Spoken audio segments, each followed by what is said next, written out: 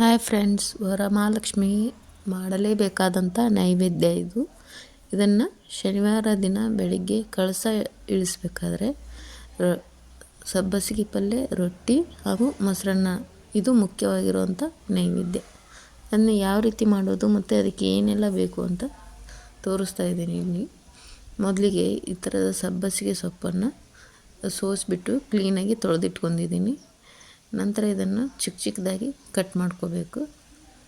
ಮತ್ತು ಅದಕ್ಕೆ ಒಂದು ಜಜ್ಜಿರುವಂಥ ಬೆಳ್ಳುಳ್ಳಿ, ಆಮೇಲೆ ಒಂದು ಚಿಕ್ಕದಾಗಿ ಕಟ್ ಮಾಡಿರುವಂಥ ಈರುಳ್ಳಿ, ಕರಿಬೇವು, ಕೊತ್ತಂಬರಿ, ರುಚಿಗೆ ತಕ್ಕಷ್ಟು ಉಪ್ಪು ಮತ್ತು ಒಂದು ಚಿಟಿಕೆಯಷ್ಟು ಗರಂ ಮಸಾಲ ಮತ್ತು ಹಸಿ ಮೆಣಸಿನಕಾಯಿಯ ಖಾರ.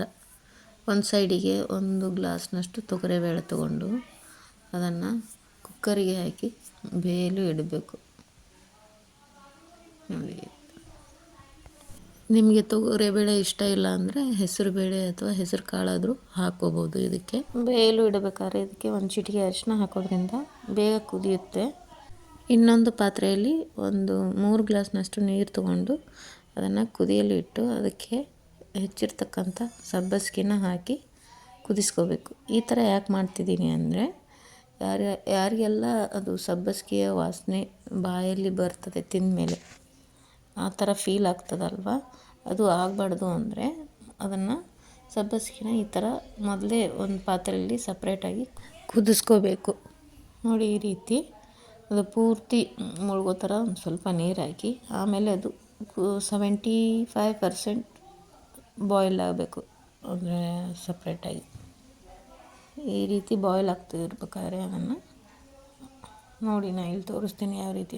ಮತ್ತು ಇದು ಕಲರ್ ಕೂಡ ಕಡಿಮೆ ಆಗೋದಿಲ್ಲ, ಗ್ರೀನಾಗೇ ಇರ್ತದೆ. ಇದು ಒಂದು ಸ್ವಲ್ಪ ಬೆಂದಮೇಲೆ ಕಪ್ಪಾಗೋದು ಆ ಥರ ಏನೂ ಆಗೋದಿಲ್ಲ. ಸಬ್ಬಸಿಗೆ ಸೊಪ್ಪು ಕುದಿಯೋ ಹೊತ್ತಿಗೆ ಈ ಕಡೆ 3 ವಿಸಿಲ್ ಆಗಿತ್ತು ತೊಗರಿಬೇಳೆ. ಅದನ್ನು ಸ್ವಲ್ಪ ಆರಲು ಬಿಟ್ಟಿದ್ದೆ. ಈ ಹದಕ್ಕೆ ತೊಗರಿಬೇಳೆ ಇರಬೇಕು. ತುಂಬ ಜಾಸ್ತಿ ಕುದ್ರೆ ಅದು ಎಲ್ಲ ಸೊಪ್ಪಿನ ಜೊತೆ ಮಿಕ್ಸ್ ಆಗಿಬಿಡುತ್ತೆ. ಸೊ ಈ ಹದಕ್ಕೆ ತೊಗರಿಬೇಳೆ ಇರಬೇಕು. ನಂತರ ಒಂದು ಪ್ಯಾನ್ನ ತಗೊಂಡು ಅದಕ್ಕೆ 3 ಟೇಬಲ್ ಸ್ಪೂನಷ್ಟು ಆಯಿಲ್ ಹಾಕ್ಕೋಬೇಕು. ನಂತರ ಅದಕ್ಕೆ ಒಂದು ಚಿಟಿಕೆಯಷ್ಟು ಸಾಸಿವೆ, ಒಂದು ಚಿಟಿಕೆಯಷ್ಟು ಜೀರಿಗೆ ಹಾಕ್ಕೋಬೇಕು ಎಣ್ಣೆ ಕಾದ ನಂತರ. ನಂತರ ಅದಕ್ಕೆ ಜಜ್ಜಿರುವಂಥ ಬೆಳ್ಳುಳ್ಳಿ ಹಾಕ್ಕೋಬೇಕು. ನಂತರ ಇದಕ್ಕೆ ಕರಿಬೇವಿನ ಸೊಪ್ಪು ಹಾಕಿ ಸಣ್ಣದಾಗಿ ಹೆಚ್ಚಿರುವಂಥ ಈರುಳ್ಳಿನ ಹಾಕ್ಕೋಬೇಕು. ಹಾಕಿ ಒಂದು ಸ್ವಲ್ಪ ಫ್ರೈ ಮಾಡಬೇಕು.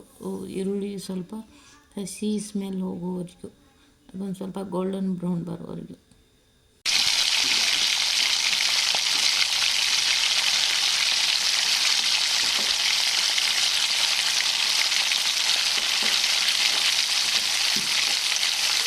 ಇವಾಗ ಇದಕ್ಕೆ ಒಂದು ಚಿಟಿಕೆಯಷ್ಟು ಅರಿಶಿನ ಪುಡಿ ಹಾಕ್ಕೋಬೇಕು.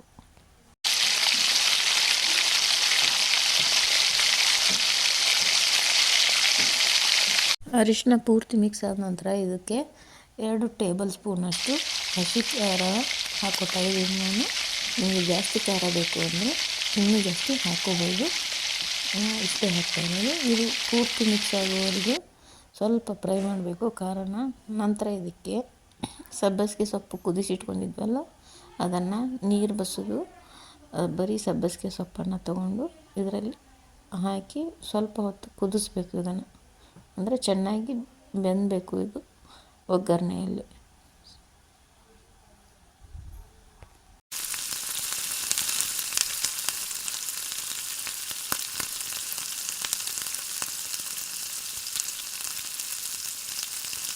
ನೋಡಿ ಇವಾಗ ಯಾವ ರೀತಿ ಬೆಂದಿದೆ ಅಂತ. ಈ ಟೈಮಲ್ಲಿ ಇದಕ್ಕೆ ರುಚಿಗೆ ತಕ್ಕಷ್ಟು ಉಪ್ಪು ಹಾಕ್ಕೋಬೇಕು ಮತ್ತು ಗರಂ ಮಸಾಲ ಎತ್ತಿಟ್ಕೊಂಡಿದ್ವಲ್ಲ, ಗರಂ ಮಸಾಲ ಹಾಕಿ ಪೂರ್ತಿ ಮಿಕ್ಸ್ ಮಾಡಿ 1-2 ನಿಮಿಷ ಪ್ಲೇಟ್ ಮುಚ್ಚಿ ಇಡಬೇಕು. ಇದು ಸ್ವಲ್ಪ ನೀರು ಬಿಟ್ಕೋಬೇಕು. ಅದು ಉಪ್ಪು ಹಾಕೋದ್ರಿಂದ ಬೇಗನೆ ನೀರು ಬಿಡುತ್ತೆ. ಅದಕ್ಕಾಗಿ ಸ್ವಲ್ಪ ಬೆಂದಮೇಲೆ ಉಪ್ಪನ್ನು ಹಾಕ್ಕೊತಾ ಇದ್ದೀವಿ. ನೋಡಿ ಯಾವ ರೀತಿ ನೀರು ಬಿಟ್ಟಿದೆ. ಇವಾಗ ಇನ್ನು ಪ್ಲೇಟ್ ಮುಚ್ಚಿ 2 ನಿಮಿಷ ಬಿಡಬೇಕು.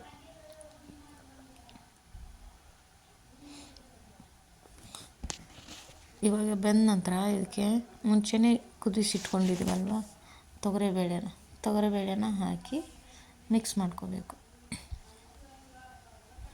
ಪೂರ್ತಿ ಮಿಕ್ಸ್ ಆದಮೇಲೆ ಇದನ್ನು ಒಂದು 5 ನಿಮಿಷ ಆದರೂ ಕುದಿಸ್ಬೇಕು. ಯಾಕಂದರೆ ತೊಗರಿಬೇಳೆ ಒಂದು ಸ್ವಲ್ಪ ಗಟ್ಟಿ ಇದೆ ಅಲ್ವ, ಅದು ಸಬ್ಬಸಿಗೆ ಸೊಪ್ಪಿನ ಜೊತೆ ಚೆನ್ನಾಗಿ ಕುದಿಬೇಕು, ಅಂದ್ರೇ ಅದು ಟೇಸ್ಟ್ ಬರೋದು. ವರಮಹಾಲಕ್ಷ್ಮಿಗೆ ಸೊಪ್ಪಿನ ಪಲ್ಯ ಅಥವಾ ಸಬ್ಬಸಿಗೆ ಸೊಪ್ಪಿನ ಪಲ್ಯ ಅಂದರೆ ತುಂಬ ಪ್ರಿಯವಾದದ್ದು. ನಮ್ಮ ಇಷ್ಟಾರ್ಥ ಸಿದ್ಧಿಗೋಸ್ಕರ ಮೊಸರನ್ನ ಮತ್ತು ಸಬ್ಬಸಿಗೆ ಪಲ್ಯ ರೊಟ್ಟಿ ಮಾಡೋದು ನಮ್ಮ ಕಡೆ ರೂಢಿ. ಇದು ಶನಿವಾರ ಬೆಳಿಗ್ಗೆ ಕಳಸ ಇಳಿಸ್ತಿರ್ತೀವಲ್ವ, ಸೊ ಇದನ್ನೆಲ್ಲ ಮಾಡಿಕೊಂಡು ನೈವೇದ್ಯ ಹಿಡಿದ್ಬಿಟ್ಟು ನಂತರ ಕಳಸವನ್ನು ಇಳಿಸ್ತೀವಿ. ನೋಡಿ ಇವಾಗ ಸಬ್ಬಸಿಗೆ ಪಲ್ಯ ರೆಡಿಯಾಗಿದೆ. ಇದಕ್ಕೆ ಫೈನಲ್ ಟಚ್ಚು ಕೊತ್ತಂಬರಿ ಹಾಕಿಬಿಟ್ರೆ ಮುಗೀತು. ಇವಾಗ ಸವಿಯಲು ಸಿದ್ಧ ಹಾಗೂ ಅಮ್ಮನ ನೈವೇದ್ಯಕ್ಕೆ ರೆಡಿಯಾದಂಥದ್ದು. ಇದನ್ನು ಯಾವಾಗ ಬೇಕಾದರೂ ನೀವು ಮಾಡ್ಕೋಬೋದು ಮನೆಯಲ್ಲಿ. ಇನ್ನೂ ಯಾರೆಲ್ಲ ನಮ್ಮ ಚಾನಲನ್ನ ಸಬ್ಸ್ಕ್ರೈಬ್ ಮಾಡಿಲ್ಲ, ಪ್ಲೀಸ್ ಸಬ್ಸ್ಕ್ರೈಬ್ ಮಾಡಿ, ಶೇರ್ ಮಾಡಿ, ಲೈಕ್ ಮಾಡಿ ಹಾಗೂ ಕಮೆಂಟ್ ಮಾಡಿ. ಧನ್ಯವಾದಗಳು.